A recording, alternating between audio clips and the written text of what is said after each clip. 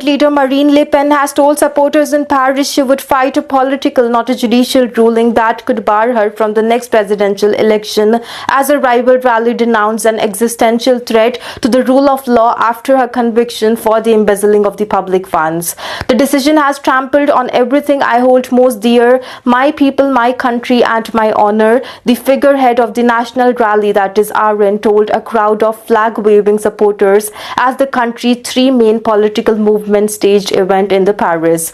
Also speaking from the temporary stage in front of the Hotel des, with the party 120 members of the parliament behind her, Le Pen said that she would not give up and she was a victim of a witch hunt, adding that it is who we are and the most ardent defender of the rule of law. But speaking at the left-wing rally a few kilometers away from the Place de la République, the Green Party leader Marine also said that Le Pen's defense amounted to a total conspiracy theory and a full-blown attack on the judicial independence. This is about more than Marine Le Pen, also she said. It's about defending the rule of law from people who think justice is optional.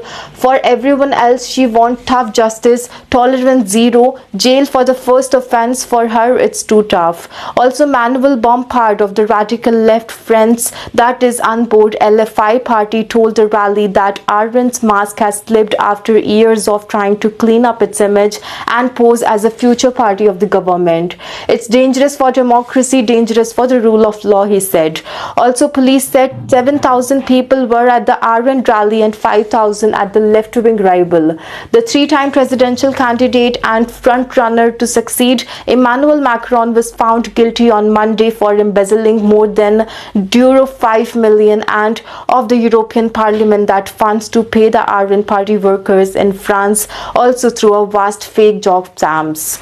Le Pen was sentenced to 4 years in prison, of which 2 were suspended and 2 more also served with an electronic bracelet, that is fined for the dural olo. The Paris appeal courts has said that it will deliver a verdict on her case by the next summer, potentially allowing her to contest the 2027 presidential race if her conviction is overturned, which is seen as unlikely, or the ban on the running for the public office lifted. The ruling, which followed a 10-year investigation and a 9-week trial, has dramatically shaken up the political landscape and been fiercely attacked by a far-right politicians in France and beyond as politically motivated and anti-democratic.